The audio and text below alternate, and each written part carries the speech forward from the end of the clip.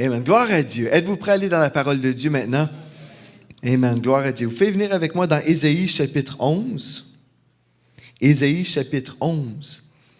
Amen. Gloire à Dieu. Amen. Le Seigneur vous aime, n'est-ce pas? Vous le savez? Amen. Le Seigneur nous aime. Et vous savez, son amour pour nous est éternel. Et Dieu nous aime tellement qu'il veut nous donner des paroles, il veut nous partager des messages pour qu'on puisse vivre le maximum. Gloire à Dieu, le maximum possible. Amen. Gloire à Dieu. On va juste prier. Père éternel, on vient devant toi, Seigneur, ce matin. On veut te louer, Seigneur Dieu. On veut t'adorer, Seigneur. On veut te glorifier dans cette maison. Merci, Seigneur Dieu, pour ta parole. Merci pour ton onction. Merci parce que tu es vivant. Oh Seigneur, nous t'aimons, nous t'adorons, Seigneur. Seigneur, nous te donnons ce temps. Nous te demandons, Seigneur Dieu, de venir aujourd'hui nous révéler des choses nouvelles. On veut aller plus loin avec toi, dans les fleuves de ton amour, de ta présence. Merci, Seigneur Dieu. Merci pour les choses que tu nous révèles. Merci, Seigneur Dieu, parce que chaque jour avec toi, c'est excitant. Il n'y a aucune journée plate et dolle, mais avec toi, Seigneur, c'est excitant. Parce que tu te révèles à nous, tu nous révèles des trésors. Seigneur, comme nous t'aimons. Nous te remercions, Seigneur Dieu, pour ce temps que nous pouvons juste être là autour de ta parole pour recevoir de toi. Mais aussi, on veut célébrer la présence de ton Esprit qui est ici. Esprit de Dieu, remplis-moi, Seigneur Dieu, de tes paroles. Que chaque parole qui va sortir, Seigneur Dieu, que ces paroles puissent toucher les cœurs. Merci, Seigneur Dieu. Alléluia, nous t'aimons, nous te glorifions. Sans toi, nous sommes rien, absolument rien. Mais avec toi, Seigneur Dieu, tu as dit que nous ferons des exploits. Gloire à toi. Merci pour les exploits qu'on va vivre ensemble au nom de Jésus. Amen. Gloire à Dieu. Gloire à Dieu. Hier soir, après ma préparation du message, j'avais à cœur d'écouter des témoignages sur la crainte de l'Éternel. Et puis, j'écoutais le témoignage d'une sœur, Carol Arnott, qui racontait qu'elle avait eu une vision de la part de Dieu, en fait, plutôt un songe. Et puis, dans son songe, elle a vu plusieurs choses. Je vais juste résumer une chose importante. C'est que dans son songe, elle a vu qu'il y avait un grand nuage de la gloire de Dieu. Un grand nuage de la gloire de Dieu. Avez-vous déjà entendu parler du nuage Shekinah, ou Shekinah en français peut-être? Un grand nuage de la gloire de Dieu. Et puis ce nuage-là est allé dans une église en Californie, à Bethel, une église que vous connaissez peut-être, Bethel Church, avec le pasteur Bill Johnson. Et puis ce nuage-là est venu s'installer dans l'église. Le nuage de la présence de Dieu. Ça, c'est quand on a tellement loué Dieu, on est tellement en adoration, tellement en amour avec notre Dieu, que Dieu nous fait la grâce de nous visiter d'une façon tangible. Ça, c'est merveilleux. Mais il y a des gens qui ne sont pas intéressés de vivre la gloire de Dieu. Mais moi, je suis intéressé. Êtes-vous intéressé? Gloire à Dieu. Et puis, le pasteur Bill Johnson a dit, ça s'est retrouvé sur Internet. C'est pour ça qu'on est obligé d'en parler, parce que de nos jours, les gens ont tous des téléphones. Et puis les gens filment. Mais sinon, j'en aurais pas parlé, parce que l'objectif, c'était pas de faire notre promotion ou quoi que ce soit. C'est quelque chose de sacré qu'on a vécu entre nous, dans l'Église. Mais quand les gens sont là avec leur téléphone, bien, il est obligé d'en parler publiquement et dire oui, la gloire de Dieu s'est manifestée d'une façon tangible, le nuage de la gloire de Dieu. Et j'ai des amis en Alberta aussi que dans leur maison, parce qu'ils passaient tellement de temps dans la prière, que le nuage se présentait dans leur maison et puis il y avait comme la mezzanine, ils ne pouvaient pas voir en bas parce que le nuage était tellement intense. Vous savez, on sert un Dieu surnaturel, un Dieu vivant. Un Dieu vivant. Notre Dieu est vivant et puis quand on le loue, Dieu nous entend. Savez-vous ça? Quand on loue Dieu, on l'exalte, Dieu nous entend. Et les armées célestes nous entendent et puis ils peuvent se joindre à nous également. Et le louer, l'adorer. Et quand on loue Dieu, le ciel descend. Gloire à Dieu! Le ciel descend parmi nous. Amen. Et puis moi, je veux vivre le ciel. Sur la terre. Oui, un jour, je vais être au ciel éternellement. Mais avant, moi, j'ai trop hâte. J'ai trop hâte, je ne veux pas attendre jusqu'à quand je vais mourir ou quand je vais être enlevé. Je veux vivre le ciel aujourd'hui. Gloire à Dieu. Voulez-vous vivre le ciel aujourd'hui? Amen. Mais on peut choisir de vivre le ciel aujourd'hui. Mais comment faire? Bien, on va voir des choses aujourd'hui. Le sujet de ce matin, c'est la clé de la sagesse. Et pour revenir au rêve de la sœur, elle a vu ce nuage. Et dans ce nuage-là, il y a des gens qui courent vers le nuage parce qu'ils veulent vivre la gloire de Dieu, mais il y en a d'autres qui courent pour s'éloigner du nuage. C'est spécial, n'est-ce pas? Il y en a qui veulent plus de Dieu, puis il y en a d'autres qui ne veulent pas plus de Dieu. Et puis on peut juste se poser la question, qui êtes-vous aujourd'hui? Courez-vous vers le nuage de la gloire de Dieu ou fuyez-vous le nuage? Et une des choses, comme j'écoutais ce témoignage-là, je pensais justement comment Dieu, des fois, nous envoie des messagers, il nous donne des paroles que la chair ne veut pas entendre. Que la chair dit « Non, je ne veux pas entendre ça ». La chair est contre vous. Comprenez ceci. Votre chair est contre votre esprit. Votre chair est contre votre esprit. Vous avez besoin de discerner ça aujourd'hui. Parce que quand votre chair dit « Non, je ne veux pas entendre ça », votre esprit dit « Moi, je veux l'entendre ». Là, c'est à votre esprit qui doit dire à votre chair « Toi, chair, là, tais-toi. Tais-toi, c'est une belle façon de le dire. Tais-toi, chair. Parce que mon esprit veut entendre ça. Mais si la chair domine sur l'esprit, c'est une mauvaise chose. Et je suis convaincu que dans quelque temps, les gens qui ont écouté la chair ou qui se sont soumis à la chair vont regretter de ne pas avoir saisi certains messages que l'Esprit de Dieu est en train de donner à l'Église. Je ne parle pas juste l'Église ici, je parle l'Église avec un grand E. En ce moment, il y a un message qui circule le globe et la chair résiste ce message. La chair ne veut rien savoir de ce message-là, mais l'Esprit dit, oui Seigneur, je veux ce message. Et ça peut même créer de la colère dans votre chair. Mais gloire à Dieu, quand votre chair est en colère, c'est un bon signe. Amen. C'est un très bon signe. Parce que quand l'esprit marche dans la victoire et domine sur la chair, c'est là où vous savez, vous allez à un autre niveau avec Dieu. Moi, je m'en vais avec le Seigneur à un autre niveau et vous pouvez venir avec moi, avec le Seigneur qui nous amène à un autre niveau. Et savez-vous, l'autre niveau, c'est tellement haut que le Seigneur nous dit dans 1 Thessaloniciens 4, 16 à 17 qu'il va venir chercher son Église. Ça, c'est le meilleur des niveaux. Il s'en vient chercher son Église. Gloire à Dieu. Moi, je crois encore la parole de Dieu à ce niveau-là. Même s'il y en a qui ne croient plus là-dedans, là, c'est trop démodé. Alléluia, je suis tellement démodé, je crois encore la Bible. Restons démodés au nom de Jésus. Mais Jésus s'en vient chercher son Église. Il s'en vient chercher son épouse qui s'est préparée, nous le lisons dans l'Apocalypse. Donc, l'épouse qui s'est préparée, mais l'épouse qui s'est préparée reçoit les messages du roi des rois. Si le roi des rois dit, moi, je veux que mon épouse baigne pendant 6 mois dans des parfums, comme Esther, par exemple, elle va rester 6 mois dans les parfums. Amen. Ça, c'est les directives du roi. Mais un message comme ce matin, c'est encore dans la préparation de l'épouse. La préparation de l'épouse, un message qui nous appelle à vivre dans la sagesse divine. Et on peut dire, en quoi ça nous concerne? En quoi ça concerne l'épouse de Christ? Être dans la sagesse. Vous allez comprendre très prochainement. On va commencer avec un verset. Mais premièrement, je vais vous lire un passage prophétique, un passage qui nous parlait du Seigneur Jésus. C'est un passage messianique, si on veut. Dans Ésaïe, chapitre 11, je vais lire le verset 2. Il est écrit, « L'Esprit de l'Éternel reposera sur lui. » Croyez-vous que l'Esprit de Dieu reposait sur le Seigneur Jésus? Donc, l'Esprit de l'Éternel reposera sur lui, esprit de sagesse et d'intelligence, esprit de conseil et de force, esprit de connaissance et de crainte de l'Éternel.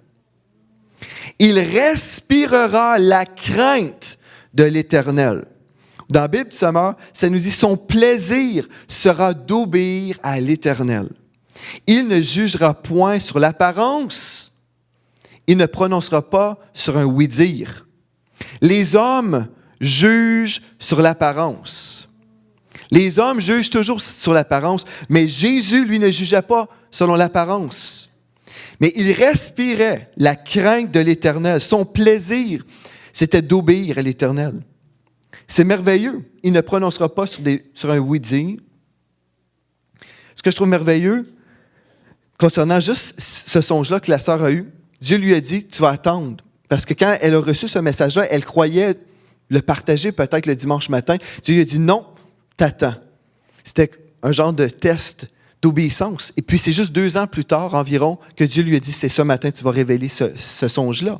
Mais tout ça pour dire, plus tard, certaines personnes, des gens qui étaient dans nos églises, qui fréquentaient le monde chrétien, qui venaient dans nos assemblées, qui vont dire, moi, je ne voulais rien entendre concernant ce message-là. Je ne voulais pas l'entendre.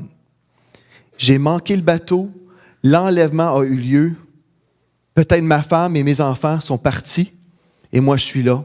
Je n'ai pas voulu entendre ce message-là. Mais, il y a une compagnie, il y a un regroupement de gens qui disent, je veux entendre ce message. Ces gens-là, l'épouse de Christ ne regrettera rien. N'est-ce pas merveilleux? L'épouse de Christ ne pourra jamais regretter, dire non, parce que l'épouse de Christ va être ravie et dans la gloire.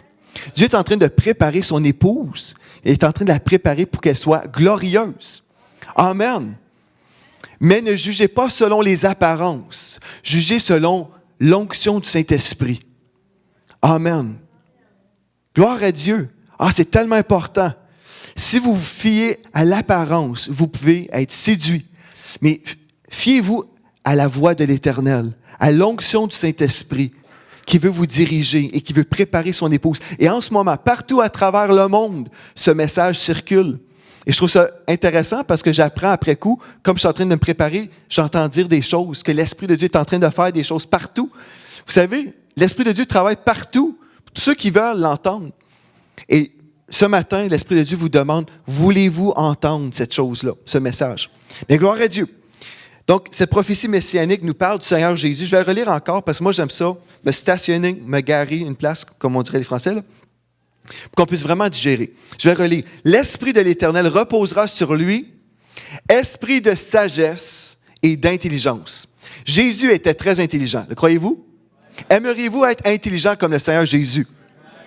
Aimeriez-vous ça, avoir la sagesse du Seigneur Jésus? Bien, c'est disponible pour vous. Gloire à Dieu, être sage. Les gens dans ce monde s'imaginent être sages.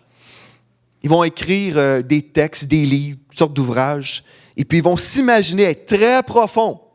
Très profonds.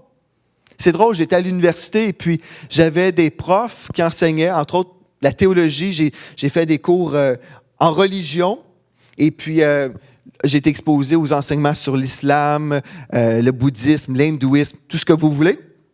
Et puis, le professeur enseignait toujours avec respect concernant les religions du monde.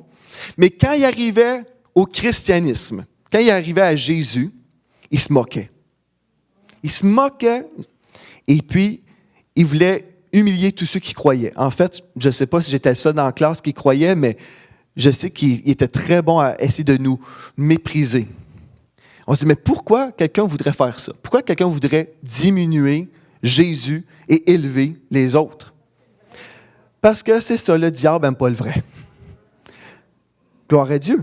Bon, tout ça pour vous dire, c'est que les gens de ce monde s'imaginent être sages, mais ils rejettent celui qui peut les rendre sages. La crainte de l'Éternel, c'est le début de la sagesse. Et je me souviens, j'étais dans mes cours et j'écoutais le professeur, un intellectuel, super intelligent, semblerait-il, selon le monde. Mais en fait, je l'écoutais et j'entendais le Seigneur me dire, il n'y a même pas le commencement de la sagesse. Cet homme est un insensé parce qu'il méprise le Dieu de la Bible. Un insensé. Mais impressionnant selon les apparences du monde. Parce qu'il y a plusieurs titres et plusieurs lettres après son nom. Mais cet homme-là est un insensé selon Dieu. Alléluia. Peut-être que vous n'avez pas de lettre après votre nom, mais vous le dépassez en intelligence parce que vous avez une relation avec Dieu. Amen. Gloire à Dieu.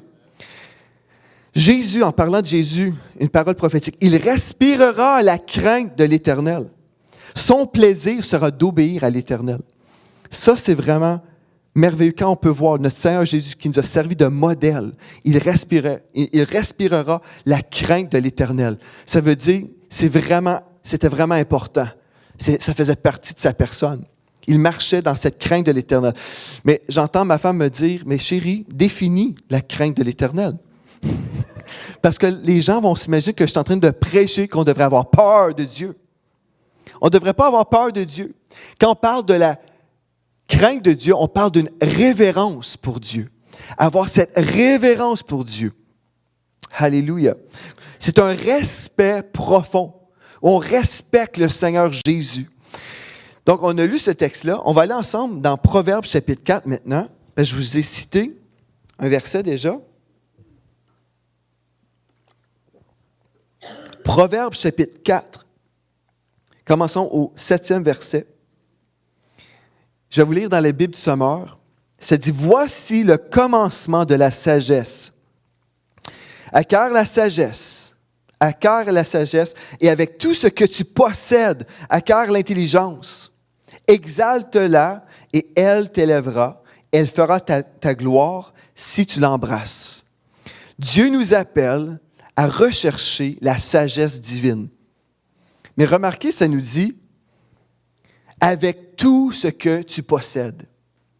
La chose la plus importante pour nous, la chose la plus importante que vous avez besoin dans votre vie, c'est de rechercher la sagesse de Dieu. La chose la plus importante. En anglais, ça dit « Wisdom is the principal thing ». La chose principale, la chose la plus importante. Si vous avez la sagesse de Dieu, peu importe les circonstances de la vie, si vous avez la sagesse de Dieu, vous êtes gagnant. Amen. La sagesse divine, comme le Seigneur Jésus. Dieu vous appelle à être sage.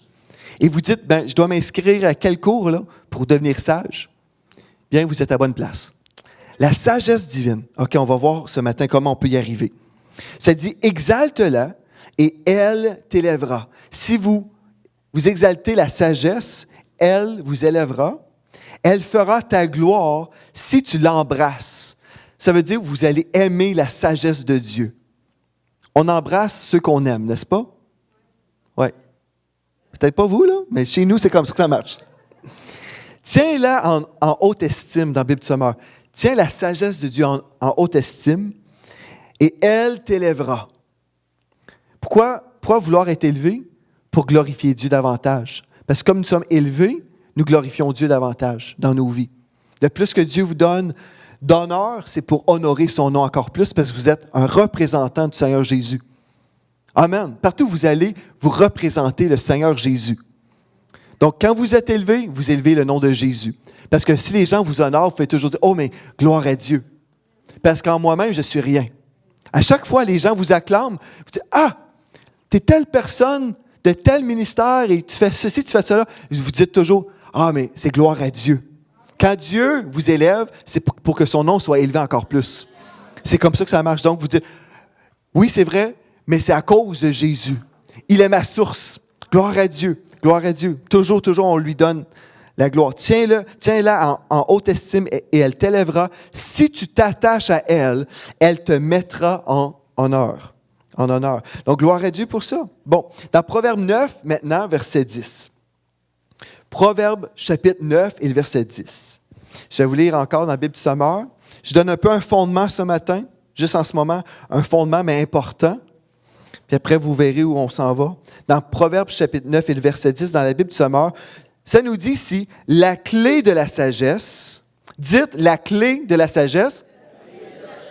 Donc, la clé de la sagesse, c'est de révérer l'Éternel. Et la science des saints, c'est le discernement. Donc, la clé de la sagesse, si vous voulez avoir la sagesse, mais cette clé-là, la clé de la sagesse, c'est de révérer l'Éternel. On aurait pu appeler ce message-là la révérence pour Dieu ou encore la crainte de l'Éternel. Dans Louis II, le même texte nous dit le commencement de la sagesse, c'est la crainte de l'Éternel et la science des saints, c'est l'intelligence. Dieu veut vous rendre sage et intelligent et le commencement de tout ça, c'est d'avoir une crainte pour votre Dieu. J'ai écouté un témoignage récemment. Un frère a posé une question à un évangéliste qui avait chuté moralement.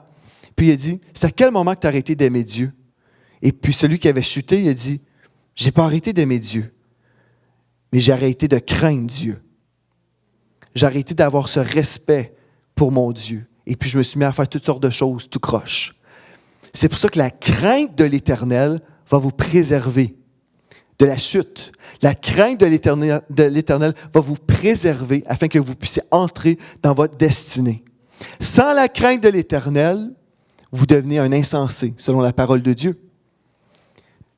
Donc, je vais relire. La clé de la sagesse, c'est de révérer l'Éternel. Et la science des saints, c'est le discernement ou l'intelligence. Donc, si vous voulez devenir sage, la sagesse, ça commence en respectant Dieu. Des fois, les gens peuvent essayer d'être sages en écrivant des livres, peut-être, en essayant d'être créatifs, peut-être, avoir des discours, écrire des choses pour essayer d'impressionner les hommes. Mais savez-vous comment impressionner Dieu? C'est en obéissant à sa parole. La crainte de l'Éternel, c'est un sujet qu'on n'entend plus prêcher beaucoup. Mais je peux vous dire, en ce moment, l'Esprit de Dieu est en train d'envoyer ce message partout dans les nations pour dire, l'heure est arrivée que l'épouse doit se préparer. Et cette préparation concerne la crainte, la révérence, un respect profond pour le roi des rois. Un respect profond. Gloire à Dieu. Et si vous captez aujourd'hui le message, et si vous dites, Seigneur, des fois les gens s'imaginent, bien, je respecte Dieu. Mais on va voir si c'est vraiment vrai.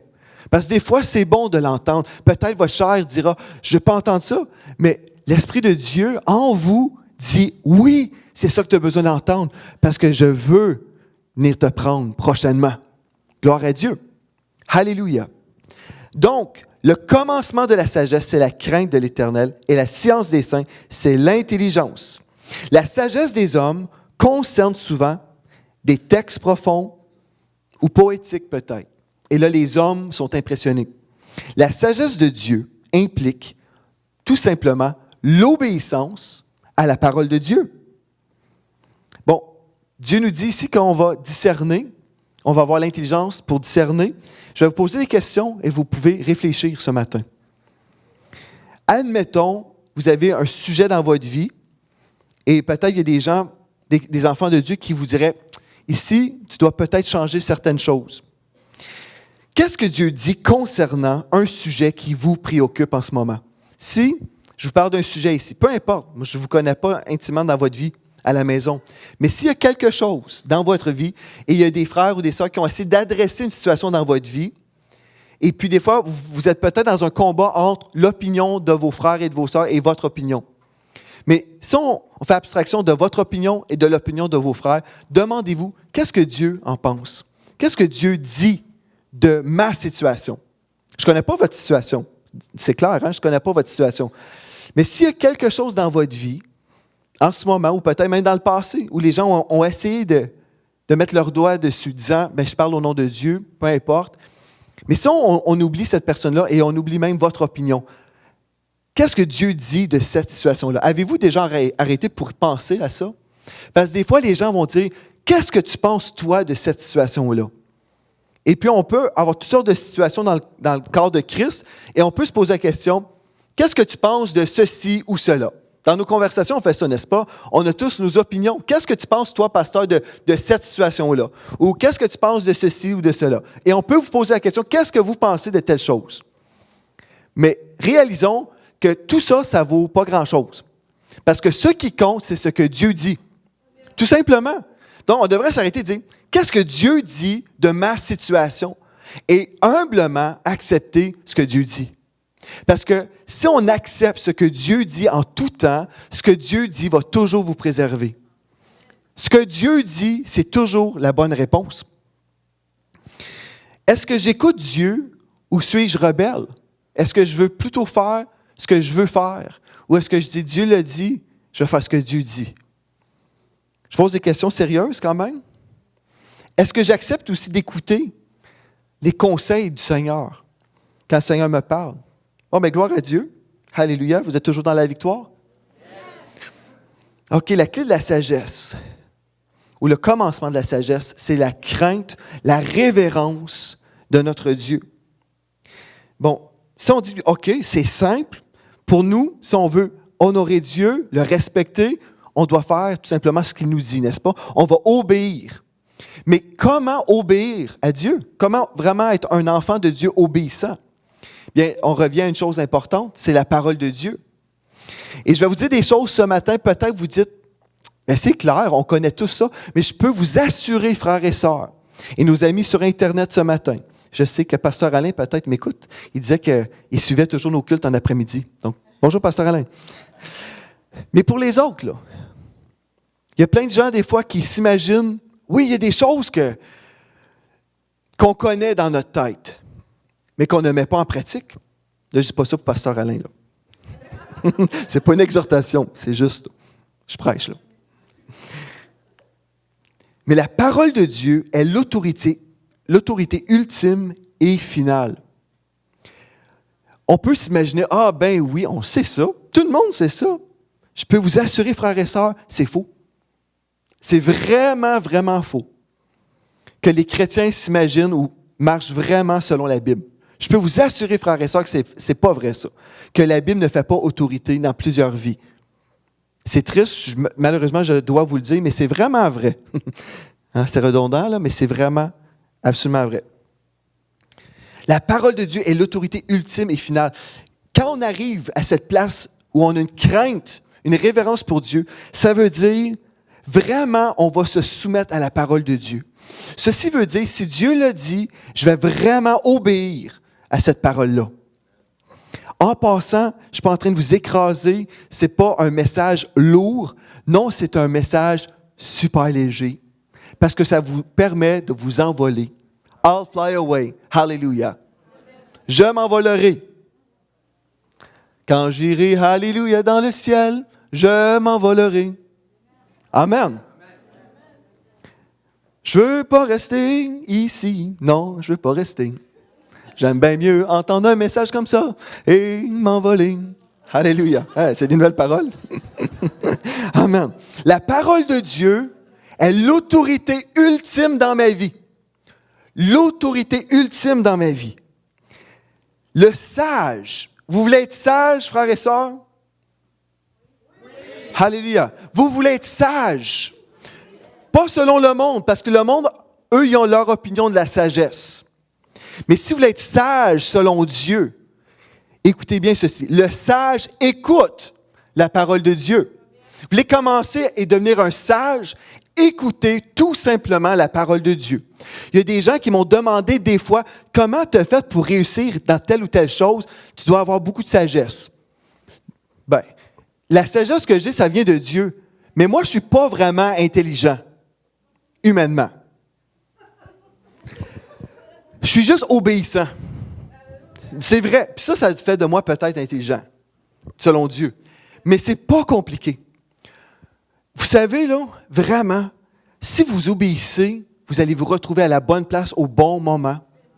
Vous allez éviter des détours. Si vous obéissez tout simplement, vraiment, là, je peux vous dire, pas pour me mépriser, mais je ne suis pas plus intelligent que vous. On est tous, gloire à Dieu, à l'école, j'étais juste ordinaire. Gloire à Dieu. Alléluia. Mais il y a une chose. Quand Dieu parle, ce que je veux faire mon cœur, je ne l'ai pas toujours fait. Malheureusement, je suis un être humain, savez-vous ça? Je n'ai pas toujours marché 2 pieds sur les nuages avec Dieu.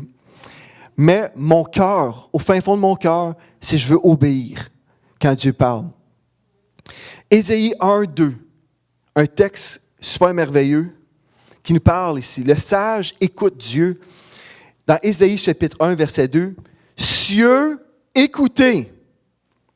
Ça, c'est un appel. « Cieux, écoutez, terre, prête l'oreille, car l'Éternel parle. » Pourquoi? Car l'Éternel parle. Quand Dieu parle, toute la terre devrait écouter. Les cieux, les anges, tout ce que vous voulez. Cieux, écoutez, terre, prêtez l'oreille. Pourquoi ça donc? Car l'Éternel parle. Quand Dieu parle, ça devrait faire une différence. Quand Dieu parle, on devrait avoir une réaction. L'indifférence à la parole de Dieu, quand Dieu nous dit clairement des choses, puis on dit, ouais, c'est écrit, mais j'ai ma façon de voir les choses, et puis je vais faire à ma façon, après je vais me repentir. Ça, ce n'est pas la crainte de l'Éternel. La crainte de l'Éternel, c'est, je le sais que ça va me coûter quelque chose en ce moment si j'écoute ce que Dieu a dit. Je sais que je vais peut-être sembler être un perdant dans cette situation-là. Mais Dieu l'a dit. Vous savez, c'est tellement facile vous le prêcher ce matin parce que en ce moment, on ne parle pas d'un cas précis. Mais essayez de penser peut-être à une tentation que le diable a mis devant vous. Peut-être quelqu'un vous a offert de l'argent. On va prendre un exemple comme ça. Une situation où vous pouvez payer quelqu'un, mais en dessous de la table, la personne vous dit, bien, écoutez, vous allez économiser des taxes, là. Je vous fais ça, vous me donnez ça en argent, puis on s'arrange. Vous savez, il y a des gens comme ça dans notre société. Ils vont venir dans nos maisons. Des fois, moi, j'ai eu des gens comme ça pour des contrats pour la maison, pour des réparations, des choses semblables. Puis là, ils vont dire, bien, on va s'arranger comme ça. Puis je dis, non. Puis là, les gens sont surpris. Je dis, je veux avoir je veux avoir mon reçu. Je veux payer des taxes, monsieur. Je veux payer des taxes. Alléluia! Oh, c'est sérieux, là. Des choses comme, je vous donne ça juste comme exemple. Mais quand on sait, Dieu l'a dit, je veux marcher dans l'intégrité, l'honnêteté. Si j'ouvre une porte pour économiser des taxes, savez-vous, je vais être perdant aussi, vraiment là, à long terme, je vais devenir vraiment perdant parce que là, je décide, Dieu, tes principes, je vais les mettre de côté, je vais faire selon moi. Et là, après, je te demanderai pardon. Mais le péché a toujours des conséquences. Savez-vous ça? Le péché a toujours des conséquences. Même si Dieu nous pardonne, il va avoir des conséquences. Alléluia! Oh, gloire à Dieu! Donc, cieux, écoutez, terre, prête l'oreille, car l'Éternel parle. Quand Dieu parle, le peuple de Dieu écoute. Amen. Le psaume 119, verset 89, dans la Bible du Sommeur, « Éternel, ta parole est fondée dans le ciel et pour toujours. » Je peux vous dire, la parole de Dieu est éprouvée. Sa parole est fondée. Tout ce que Dieu a dit, c'est bien, c'est bon. Et quand on se soumet, puis on dit, Seigneur, tu l'as dit dans ta parole, je vais me soumettre. C'est moi, je vais choisir, je vais écouter ce que tu dis. Ta parole est au-dessus de moi, Seigneur Dieu. Ce n'est pas l'inverse. C'est le psaume 119, verset 89. Proverbe 2 maintenant. Venez avec moi. Proverbe 2. Et on va lire versets 1 à 10. Vous comprendrez que quand on chérit la parole de Dieu, quand on chérit les instructions de Dieu, ceci crée le climat pour la gloire de Dieu. Il y a des gens qui disent, moi je veux vivre la gloire, j'aimerais ça vivre le nuage, la présence de Dieu. J'aimerais ça vivre. Et vous savez, Dieu a fait des choses, Dieu fait des choses et Dieu fera des choses dans cette Église. Et pas juste ici, je crois même par l'Internet. Il y a des gens dans les maisons en ce moment, vous vivez des choses avec Dieu. L'Esprit de Dieu fait des choses, guérit des corps malades. Cette semaine, j'ai reçu un autre courriel d'une femme qui a été guérie instantanément en proclamant la parole de Dieu via l'Internet. Gloire à Dieu. Amen. Dieu est à l'œuvre. Mais vous savez, Dieu est à l'œuvre à cause de sa parole. On doit avoir cette révérence pour Dieu. Vraiment, frères et sœurs, et ce matin, si vous pensez que ce message n'est pas pertinent, je peux vous dire, on est dans l'heure, frères et sœurs, où ce message a besoin d'être proclamé dans les nations. Que la parole de Dieu est digne de confiance, que la crainte de l'Éternel est le commencement de la sagesse. Et puis quand on considère que Dieu donne des rêves pour avertir l'Église, pour qu'on prêche des messages semblables. Imaginez, on doit dire à l'Église que Dieu est digne de confiance. C'est spécial que Dieu envoie des messages prophétiques, des rêves, des songes, pour dire que le nuage arrive. Le nuage de la gloire de Dieu arrive. Mais dans le nuage, comprenez ceci. Vous savez, quand vous lisez le livre des Actes, avez-vous déjà entendu parler d'Ananias et Saphira? Je ne veux pas vous faire peur. Mais des fois, on est là, on dit, Seigneur, on veut ta gloire. Voulez-vous vraiment la gloire? Voulez-vous vraiment la gloire de Dieu? Parce que quand la gloire de Dieu vient, il faut être recouvert par le sang de Jésus. Frères et sœurs, je ne veux pas vous faire peur, mais quand vous lisez l'histoire d'Ananias et Saphira, ils ont menti dans la maison de Dieu, puis beding bedang, ils tombent morts comme ça. C'est ça qui se produit dans la présence de Dieu, dans la gloire de Dieu. Si on comprend, vous savez, on a tellement prêché sur la bonté de Dieu. Notre Dieu est bon. Absolument, Dieu est bon. N'est-ce pas? Dieu est bon. Gloire à Dieu. On a prêché la grâce. Oui, Dieu est gracieux. C'est par la grâce que vous êtes sauvés par le moyen de la foi. Cela ne vient pas de vous. Ce n'est point par les œuvres afin que personne ne se glorifie. On croit ça, Éphésiens 2, 8 à 10. Donc, on a prêché la bonté de Dieu, la grâce, tout ça. Mais on a oublié la crainte de l'Éternel à bien des reprises. Et on a cru, à cause de la grâce, je peux vivre comme je veux, il n'y a pas de problème. Mais si vous lisez la Bible, vous lisez le livre des Actes, c'est correct en passant, comme ça, on vit comme avec peu de sainteté quand il n'y a pas de présence de Dieu. Comprenez? S'il n'y a pas de présence de Dieu, puis on fait la religion, une réunion, chaque dimanche, on fait juste la religion, juste des réunions, puis il n'y a pas de présence de Dieu, c'est correct. Comprenez? Est-ce que vous me suivez? Si la présence de Dieu est absente, là, on est à l'église, Dieu ne se manifeste pas, on peut vivre tous dans le péché, il n'y a pas de problème, on fait tous les hypocrites. Seigneur te bénisse, on retourne chez nous, on vit tous dans le péché, et c'est la belle grande famille religieuse, mais pas de présence. Et heureusement, pas trop de présence, parce que si la présence de Dieu descendait et dévoilait tout, il y aurait des choses qui se passeraient, n'est-ce pas? Bon, quand on considère le livre des Actes et Ananias et Saphira sont morts sur le champ comme ça, quand la présence de Dieu venait, il y a une bonne nouvelle pour nous, c'est qu'on peut être purifié. Mais la seule façon qu'on peut être purifié, c'est quand on réalise que notre Dieu, qui est bon et gracieux, on ne peut pas rire de Dieu non plus. Vous comprenez? Si on a une révérence pour Dieu, ça veut pas dire qu'on va vivre sous une pression que si je chute, si je commets un péché, Dieu va me rejeter. C'est pas ça que je suis en train de prêcher. Mais c'est une révérence où on veut faire comme Jésus, plaire à Dieu avec notre vie. Ça veut dire on a ce désir, on veut plaire à Dieu. Puis si on veut plaire à Dieu, on réalise que c'est pas par nous-mêmes qu'on va y arriver. On a besoin de la grâce de Dieu, on a besoin de la puissance de Dieu, on a besoin de la présence de Dieu. Et certainement, on va vouloir être purifié de nos péchés. Vous comprenez? Donc, si j'ai une crainte, une révérence pour mon Dieu, ça veut dire, je vais savoir que j'ai besoin de m'approcher de lui, laver. Dieu nous donne des vêtements blancs, des vêtements de pureté. Gloire à Dieu. Mais la seule façon de recevoir ce vêtement-là, c'est on doit réaliser qu'on a besoin de le recevoir, n'est-ce pas? Dieu ne nous forcera pas, mais on doit être revêtu de ces vêtements de justice. Mais la seule façon, on doit dire, Seigneur, pardonne-moi, qu'on soit toujours dans ce désir de marcher dans la sanctification. Alléluia! Gloire à Dieu! Donc, dans Proverbes chapitre 2, versets 1 à 10, là, dites à votre chair, chair, j'aime ça. Amen. OK, alléluia. Vous allez peut-être finir par y croire, là. Proverbes chapitre 2, versets 1 à 10. Mon fils, si tu reçois mes paroles et si tu gardes avec toi mes préceptes, si tu rends ton oreille attentive à la sagesse, et si tu t'inclines ton cœur à l'intelligence, oui, si tu appelles la sagesse, si tu élèves ta voix vers l'intelligence, si tu la cherches comme l'argent, si tu la poursuis comme un trésor, alors tu comprendras la crainte de l'Éternel et tu trouveras la connaissance de Dieu. Car l'Éternel donne la sagesse. De sa bouche sortent la connaissance et l'intelligence.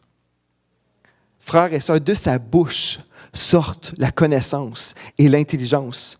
C'est tellement merveilleux. La sagesse de Dieu. Donc, on est exhorté ici, on doit appeler la sagesse. Oh Seigneur, je veux ta sagesse. Élève ta voix vers l'intelligence. Ça veut dire, Seigneur, je veux, Seigneur Dieu, recevoir la pensée de Christ et la voir vraiment et marcher dedans. Si tu la cherches comme l'argent, combien d'entre nous, des fois, on cherche plus autre chose que l'argent? On s'imagine, oui, mais j'ai besoin de payer mes comptes, mes choses. On comprend ça. Mais souvent, on cherche plein d'affaires, mais si on cherchait premièrement la crainte de l'Éternel, toutes ces autres choses nous seraient rajoutées. Je parlais avec le pasteur Alain Patrick Sengui. Cette semaine, on a fait 10 émissions de télé ensemble. Il racontait l'histoire d'une jeune fille dans son église qui étudiait pour être avocate ou quelque chose comme ça. Et puis, il a dit, j'aimerais ça t'offrir tel ministère dans l'église. Est-ce que tu aimerais servir dans ce ministère-là? On parlait de l'importance de se rendre disponible. Puis la jeune femme a dit, bien, j'aimerais bien ça, mais j'étudie pour devenir avocate et mon horaire est assez plein. Elle avait des raisons légitimes. Et puis, là, le pasteur Alain, il a tout écouté ça, puis il a dit, parfait, mais je te demande de commencer mardi soir. Quelque chose de semblable. OK? Ça voulait dire, ça ne change rien dans ma vie. Il dit, je t'encourage, réponds à l'appel de Dieu. Puis là, tu fais-moi confiance. Donc, la jeune femme qui est aux études, peut-être débordée, semblerait-il, c'est ça, était supposée, c'était une sœur africaine, mais elle arrivait en France, était obligée de poursuivre ses études, en fait, de recommencer des études qu'elle avait déjà accomplies en Afrique, parce que là, en arrivant en France, il ne reconnaissait pas ses études. Donc, sur 5 ans, je pense qu'il lui restait 3 ans à refaire. Imaginez, elle avait une raison de dire, écoutez, ça fait déjà 5 ans que j'étudie en Afrique, là, j'arrive ici, il faut que je recommence. J'ai déjà 2 ans sur 5, mais j'avoue, je suis assez occupé. Pouvez-vous penser que c'est légitime, ça? J'ai pas le temps. C'était pour animer un groupe vie en plus. J'ai pas vraiment le temps, pasteur Alain. Là, je répète peut-être pas exactement l'histoire 100% parce que c'est pas mon histoire. Mais en gros, elle disait, c'est ça, j'ai pas vraiment le temps. Et parfait, tu es engagé quand même. Mais là, tout ça pour dire, comme elle a mis Dieu en priorité, la faveur de Dieu s'est installée dans sa vie. Et puis, tout d'un coup, l'université a dit, finalement, tu n'as pas besoin de faire les 3 ans. De plus, tu es accepté comme ça. Alléluia! Gloire à Dieu! Mais elle avait la crainte de l'Éternel. Elle voulait obéir au Seigneur, tout simplement. Voyez-vous, quand on obéit, ça ne fait pas de sens des fois humainement, mais on est toujours gagnant. Alléluia! C'est toujours pour notre bien que Dieu nous parle. Imaginez, vous êtes là, je vous exhorte ce matin sur la crainte de l'Éternel.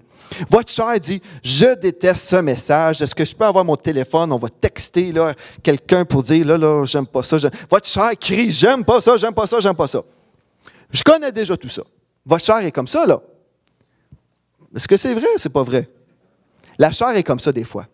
Mais là, à cause vous avez entendu ça, puis c'est un message que vous connaissez peut-être, mais que votre esprit avait besoin de réentendre, là, l'Esprit de Dieu est en train de vous préparer, vous rappeler des choses. Et là, Dieu va vous ouvrir des portes d'opportunité pour le service. Et puis votre chair va dire, ben non, tu n'as pas le temps. Ben non.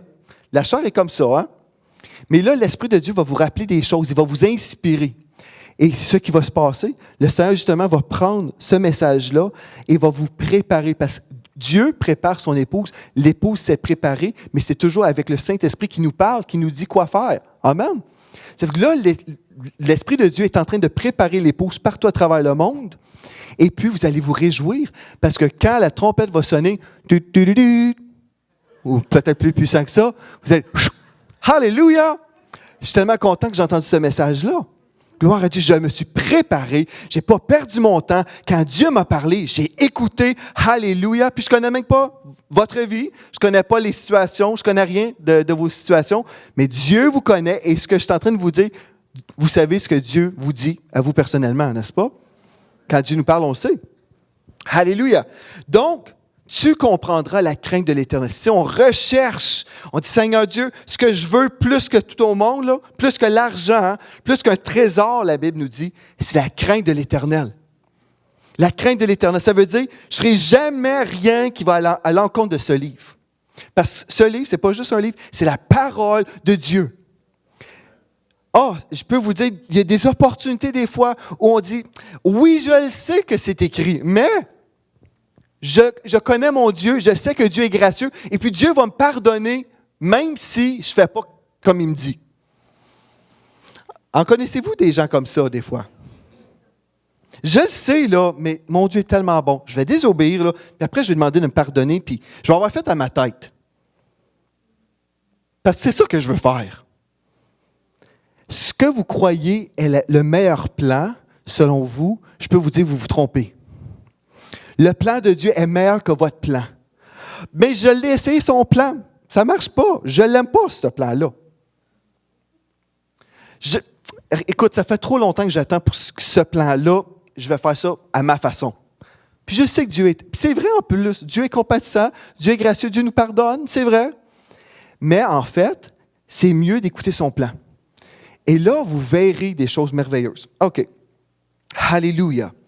Parce que, le sage écoute la parole de Dieu, mais l'insensé la méprise.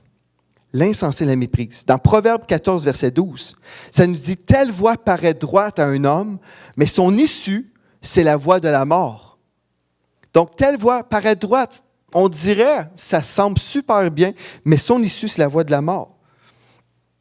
Dans Matthieu 7, versets 13 et 14, nous lisons ici un texte, ça nous dit « Entrez par la porte étroite. » C'est un texte qu'on a souvent cité pour l'évangélisation, n'est-ce pas? C'est vrai, c'est bon pour l'évangélisation. Mais c'est bon aussi pour nous aujourd'hui, si on peut penser comme ça. Entrez par la porte étroite, car large est la porte, spacieux est le chemin qui mène à la perdition. Il y en a beaucoup qui entrent par là. Mais étroite est la porte, resserrez le chemin qui mène à la vie. Il y en a peu qui les trouvent. Avec Dieu, la bonne nouvelle, avec Dieu, souvent c'est toujours plus dur. Alléluia! Oh, c'est quel message bénissant! Alléluia! Avec Dieu, des fois c'est plus inconfortable. Parce que la foule sont dans le party. Ça, c'est pour les gens dans le monde et autant pour les gens dans l'Église. Frères et sœurs, alléluia! On est dans le party parce que c'est facile. On s'en va, tout le monde, la gang, on se tape sur les épaules. Oh, c'est bon. C'est comme ça. Hey, la gang, on suit la gang. Mais l'Esprit de Dieu, je peux vous dire, souvent, là, il n'est pas dans la gang.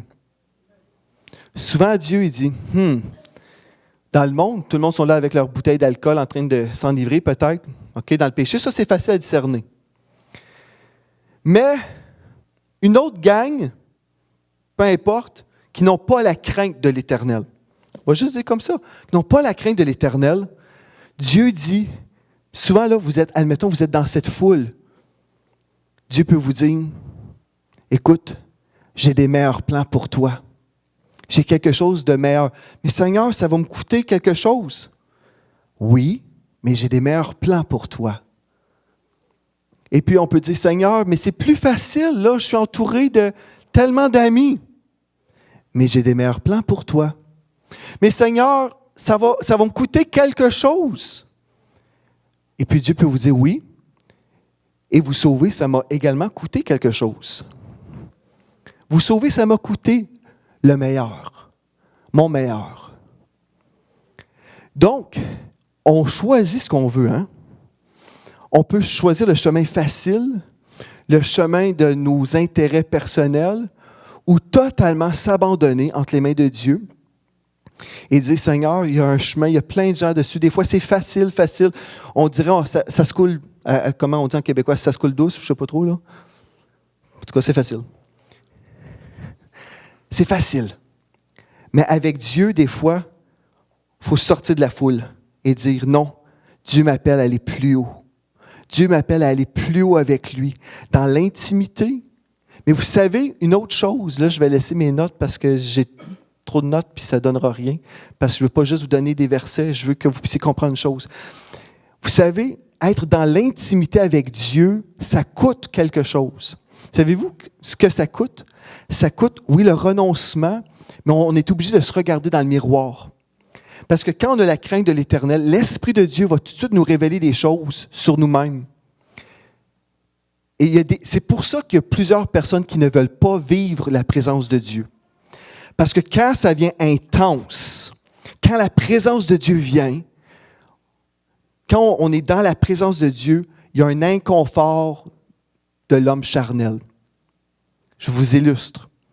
On peut être des chrétiens en amour avec Jésus ensemble. Il y a un inconverti qui arrive dans la pièce. L'inconverti, là, on ne parle pas de Dieu en ce moment, on parle de rien, mais l'inconverti là, se sent mal à l'aise, il sent « Ah! OK, là, il faut que je m'en aille bientôt. » là. Avez-vous déjà vécu ça? Des gens qui ne peuvent pas sentir la présence de Dieu, sont inconfortables par la présence de Dieu. On n'a rien dit pourtant, on est juste habillé de la présence de Dieu. La présence de Dieu est là, on est vêtu de sa présence. L'onction de Dieu est avec nous. On ne parle même pas de Dieu peut-être, mais la personne ressent un inconfort. Donc, la réaction, c'est qu'elle va vouloir fuir si elle ne veut pas de Dieu. Mais c'est la même chose parmi le peuple chrétien. Si l'onction de Dieu descend, il y en a qui disent « Oh, là, l'Esprit de Dieu commence à me révéler des choses sur moi-même. » On a même l'impression, à chaque fois que le pasteur Joël prêche, qu'il est en train de pointer du doigt. Oh, il prêche tout le temps contre moi, là, ce pasteur-là. Non, je ne prêche pas contre vous. Je fais juste prêcher la Bible. Combien de fois les gens m'ont dit « J'ai toujours l'impression que tu connais tout sur moi, là, puis tu es en train de tout le temps me prêcher contre. » Je ne suis pas de même, moi. Je ne vous connais même pas. Juste, je vous connais frères et sœurs, mais je ne connais pas ce que vous faites à la maison. Quand vous vous sentez comme ça, tu es tout le temps en train de me pointer du doigt. Ce n'est pas moi, c'est le Saint-Esprit. Mais pourquoi pensez-vous que le Saint-Esprit vous adresse des choses que votre chair n'aime pas? C'est pour vous faire sentir super poche, là. Non, c'est pour vous délivrer. Si l'Esprit de Dieu met son doigt, là, vous êtes là, j'aime pas ça. Votre chair n'aime pas ça, mais que votre esprit prenne le dessus, puis là, vous dites, il a mis son doigt là, l'Esprit de Dieu a mis son doigt là. En passant, je n'ai même pas mentionné de péché. Hein? Donc, si vous ne m'aimez pas en ce moment, là, j'ai rien dit de spécifique. Avez-vous remarqué? J'ai rien dit de spécifique. Donc, si vous me détestez en ce moment, c'est pas vraiment moi que vous détestez, là. OK, je me défends un petit peu. Mais l'Esprit de Dieu est en train de toucher quelque chose, un bobo. Il touche un petit bobo, là. Mais ce n'est pas pour aller mettre du push-push qui brûle dessus, là. C'est pas pour faire ça, là. C'est parce qu'il veut guérir. Mais vous avez besoin d'enlever votre doigt qui dit non, non, non, non, non, non, non, non, non. Non, non, c'est comme nos enfants, on veut mettre du push-push, du désinfectant, là. Puis non, non, non, ça va brûler. Mais on est de même avec Dieu, le Saint-Esprit. Non, non, non, non. Puis là, l'Esprit de Dieu dit, enlève ta main, laisse-moi donc mettre du push-push céleste. Pour que ce push-push céleste guérisse le bobo. L'idée, c'est pas d'aller pss, pss, ah! C'est pas ça l'idée. Ce que Dieu veut faire, c'est guérir. Vous comprenez? C'est ça que Dieu veut faire. Dieu est un spécialiste de la guérison. Donc, il veut adresser le bobo parce que si on ne l'adresse pas, ce bobo-là s'infecte. Ça s'infecte et devenez ce qui se produit quand on est infecté, on meurt. Et Dieu dit, je ne veux pas que vous mourrez, je veux que vous vivez. Dieu veut qu'on puisse vivre. Donc, il faut juste lui dire, Seigneur, je te fais confiance et j'ai cette crainte pour ton nom. Je ne serai pas choqué contre le pasteur, je vais me choquer contre le diable. Je vais me choquer contre le diable. Puis là, l'esprit qui est en moi là, est plus grand que celui qui est dans le monde. Et puis moi, là, je vais prendre ma place et je vais vraiment marcher dans la crainte de l'Éternel. Ce que Dieu a dit, même si ça me coûte, peu importe, même si je me fais persécuter. Vous savez, quand l'onction de Dieu descend, il peut y avoir de la persécution, pas des inconvertis parce qu'ils ne sont pas là avec nous. Savez-vous qui peut vous persécuter quand l'onction de Dieu descend sur une personne? Des religieux. Ça fait mal, ça, n'est-ce pas, quand un religieux vous persécute? Si vous êtes là, puis l'onction de Dieu descend sur vous, et peut-être vous êtes un peu différent. Est-ce que ça peut arriver? Quand l'onction de Dieu descend, vous allez peut-être être un peu différent. Vous allez peut-être vivre des choses différentes. Mais là, êtes-vous prêt à laisser le Saint-Esprit faire son travail? Pour ça, il faut avoir la crainte de Dieu. Tu dis, Seigneur, je te fais confiance, je ne comprends rien là. Je ne sais pas pourquoi il faut que je revole 10 pieds en arrière. Je ne sais pas pourquoi, mais tu as peut-être quelque chose à faire. Vous comprenez? Est-ce qu'on va se faire persécuter pour ça? Oui! Alléluia! Je suis habitué. C'est pour ça que Dieu nous a préparés depuis des années à se faire persécuter. Hein, est-ce que ça se peut qu'on va se faire persécuter? Mais êtes-vous capable d'être persécuté puis être correct quand même? Ben oui. On ne meurt pas dans la persécution à moins qu'on se fasse tuer.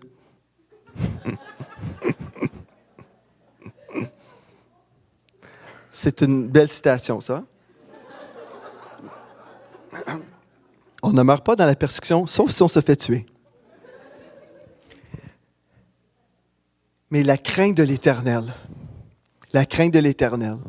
une révérence de notre Dieu, c'est la soumission, l'obéissance à sa parole. Et Dieu aime ça.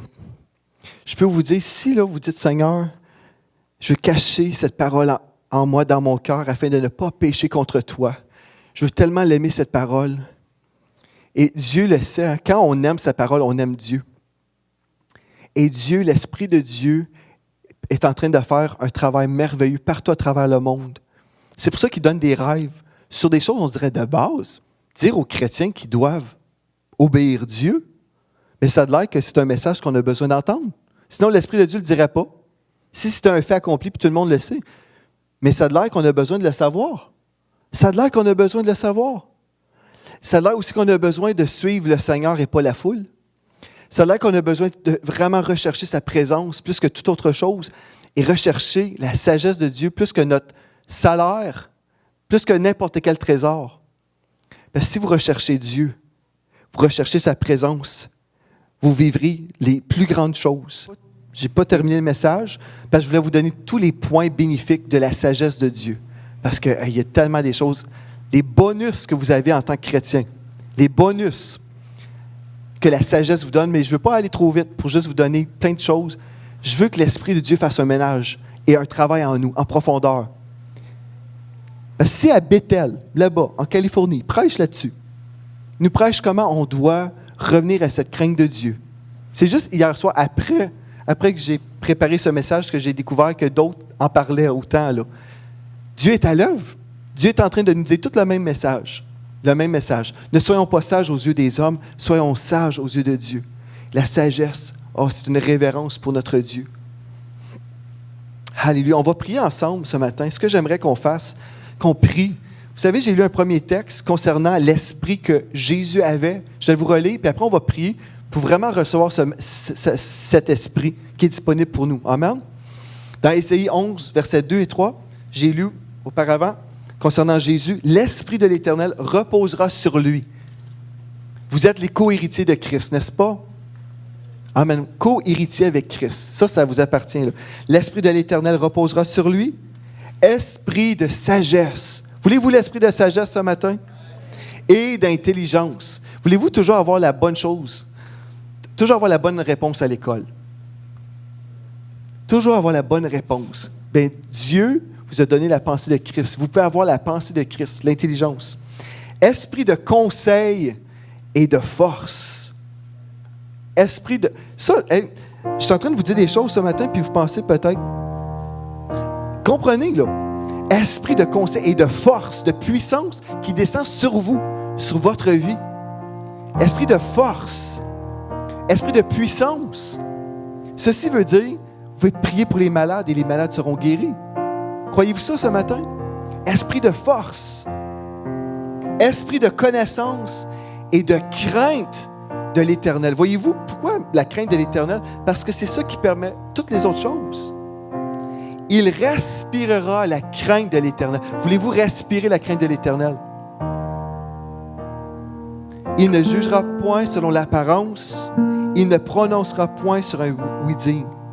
Il va respirer. Son plaisir, ça va être l'obéissance, la crainte de l'Éternel. Tout ce qu'il va faire, il va savoir, celui qui me regarde en ce moment, c'est Dieu. C'est Dieu.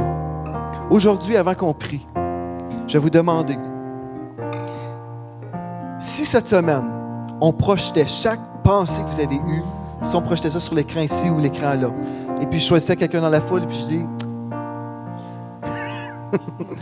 aujourd'hui, on va projeter toutes les choses que notre sœur a vues. On va projeter ça sur l'écran géant. Seriez-vous prêt ou volontiers dire, je veux être bénévole, montrez ce que j'ai pensé. Qui serait bénévole? Non.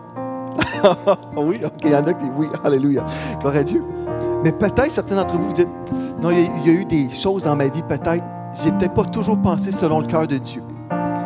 Donc, ce que Dieu veut faire, peu importe, je donne ça comme illustration aujourd'hui, on peut venir devant le Seigneur et dire, Seigneur, je veux renouveler aujourd'hui mon désir de te craindre. Je prends cette décision aujourd'hui, je veux entrer dans cette nouvelle dimension de révérence pour le Roi des Rois. Et comme on prend une décision aujourd'hui, je sens la présence de Dieu comme je l'ai dit, mais prendre une décision aujourd'hui même, je prends un pas dans la révérence pour Dieu. la révérence pour le roi des rois.